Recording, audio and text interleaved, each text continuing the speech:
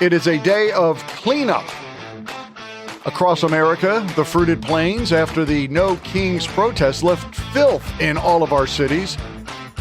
Anyway, it's the National Briefing with your host, Kelly Nash. And the No Kings protest, now considered the largest single-day protest in American history, 7 million estimated. I'm wondering where those 7 million were. I come to you from South Carolina, where we have three major cities, Charleston, Columbia, the capital, and Greenville. The combined estimated crowd between all three of those cities was 10,000. 10,000 people. So it was really up to the rest of you to get out there and get after it, because I would hate to see like a typical Joe Biden jobs report. It comes out at 7 million and then it's revised back to, 400,000 later on. That would seem on brand for the Democrats, but let's hope that they had the huge turnout that they were hoping for. Listen, the people who are protesting, I love these people because they are a wide diversity of old white women. That's who it was, or people who identified as women. That's what the protesters were, and they were really plugged in. If you got a chance to watch any of the interviews on social media with some of these people, they are geniuses. Like this lady. Why are you out here for No King's Day? I think protest is important. Why are you protesting?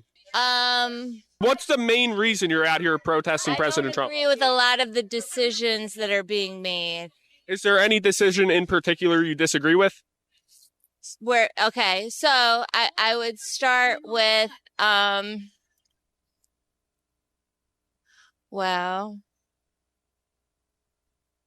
I don't even think it's appropriate for me to have this interview. I don't think it's you know what? I bet you the Democrats would agree with that. It's probably not appropriate for you to be on a microphone. We gave you the talking points. You were supposed to have come to the prep meeting that we had. We had one on Friday night, if you missed it. And then we had like 2 or 3 earlier where we were telling you what signs and what chants to use and all that sort of stuff. Gosh, you're so dumb. All right. Now, let's go to another protester. This lady is just a ball of joy. What will fix the Democrat Party? Maybe we have to, stop being so nice. Okay, and I have to ask this because people on the other side are going to say that they feel like the Democrat Party has been mean. Recently, with Charlie Kirk being assassinated, Charlie Kirk is a piece of garbage. Of course we were mean. I am so tired of people saying, oh, but, it's a terrible thing. No, Hitler is dead. I'm glad Hitler's dead. Evil people have no place in my world. Charlie Kirk and Hitler are on par, right? I mean, Charlie Kirk killed no one and Hitler killed 6 million, but doesn't matter. They're the same thing. And let's just, kill let's kill everybody who's bad like that. Like Charlie Kirk, bad guy, killed no one. And she has no room in her world for that, which is why, like a queen, she ordered his execution, I guess. Well, at least she's not. Maybe I overstated it. She didn't actually order the hit. She endorsed it. She co-signed it right there. She just co-signed it. She's thrilled with it. Brandon Johnson, mayor of Chicago. He's heard the pleas from a lot of people. Let's dial down the rhetoric. Let's have actual discussions about policy. Let's not try to villainize the other party so that we get more violence ramped up. Let's see how Brandon Johnson responds as he talks to the No Kings protesters Saturday. Are you all ready to defend this democracy? Yeah! Democracy's not under attack. Are you ready to fight fascism? Fascism? Who's got that? Are you prepared to destroy authoritarianism once and for all? Destroy authoritarianism? Okay, Brandon either got the memo and didn't read it, maybe doesn't agree with it. He's going to try to get people killed. Okay, Brandon Johnson, got it. Understand where you're at. Now, my favorite protest of the day was not the Chicago protest. I would have to go with the D.C. protest because, first off, it's important to recognize that the government is closed by the Democrats. And when the government is closed, one of the areas that is closed is what they call the mall. That big, wide open space is closed by the Park Services. Donald Trump signed an executive order and got money from the tariffs to open it. The only reason they were able to have their No Kings protest is because Donald Trump paid for it. Think about the irony of that. Donald Trump is paying to allow these people to come and protest him. And they got an all-star cast.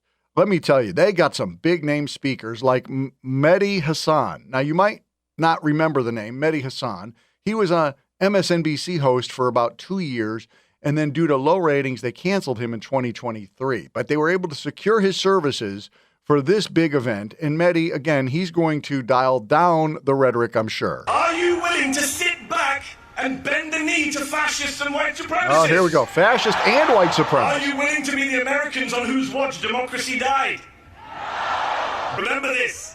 Donald Trump has never, ever, not in 3 elections, won a majority of the vote.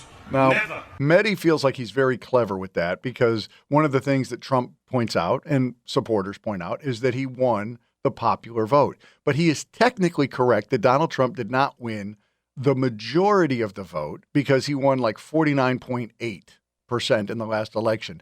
And there was like a full, 2 points or something that went to the Green Party, the Libertarian Party, and those assortments of other movements, the Socialist Party, whatever. I would point out that Bill Clinton, I don't even think he cracked 40% in the first election in 92. And then his second election still was well under 50%. But it doesn't delegitimize the presidency unless you don't agree with the Electoral College, which means that you don't agree with protecting minorities. Is Mehdi Hasan saying he hates minorities? I don't think so. Well, maybe he does. The best one at the D.C. rally, though, is George Conway, Kellyanne Conway's ex-husband. He gets a bullhorn. I don't know who gave him the bullhorn, and he tries to get the chant fired up. Donald J., how many kids did you start today? Hey, hey, Donald J., how many kids did you start today? Hey, hey. Okay, that's it. Nobody's chanting that stupid thing. All right, now let's go back to the West Coast. Gavin Newsom decided to close I-5 on Saturday. That is the second busiest highway in America. It was closed from 11 in the morning till 3 in the afternoon. And the reason he was closing it is because Camp Pendleton, the Marine base, was celebrating their 250th anniversary, and they had some live fire that they were going to be using live rounds. Now, they do that like every 6 months or so. They use live rounds. It's not an unusual occurrence. But because this was a celebration and the VP was coming in for this, he decided to close the highway and basically lie about it. Anything we can do to celebrate our vets, to celebrate our heroes, I'm all for. Let's just do it in coordination and collaboration with state and local leaders. Okay, well, you know what? We did. I mean, so Gavin Newsom is saying he doesn't believe the White House. He doesn't believe the Marines. What happened was the Marines announced their plans like on Wednesday. They put it out like a press release. Thursday, Gavin Newsom says, I'm closing I-5 out of an abundance of caution because the Marines are going to be firing live rounds over I-5, which would be absolutely insane for anybody to. Why would we fire live rounds over I-5, you moron? But then the Marines clarified it. We're not going to be firing anywhere near I-5. We're not even firing in that direction. So everybody is safe on I-5. And then he went ahead and closed it down anyway. Steve Hilton, the guy who's running to replace Gavin Newsom, had this to say. This was on the direct orders of Gavin Newsom. It was not requested by the White House, Secret Service, the Department of War, the Marine Corps, Camp Pendleton, anyone. Secondly, Gavin Newsom's claim that live rounds were going to be fired over the I-5 freeway is a lie. That was never the plan. No one was ever going to be put at risk. And yet, the Democrats are celebrating Gavin Newsom's decision to close I-5, to put a lot of people, we're not going to say in danger. We're going to say will inconvenience you. When the major highway in your city is closed, that is a huge inconvenience. And people had to add long commutes to wherever they were heading on Sunday. Thank God it was on a Sunday, not a weekday. But again, the Democrats don't mind hurting you. That's why the government is closed right now. They're trying to hurt you. He wanted to hurt you in Los Angeles to make a political point. And he did it like a king, like an authoritarian. And yet he's being celebrated by the Democrats at the No Kings rally when Gavin Newsom is the one, in fact, acting like a king. There is something seriously wrong with this group of Democrats. I hope they can get some medical help, mental help quickly.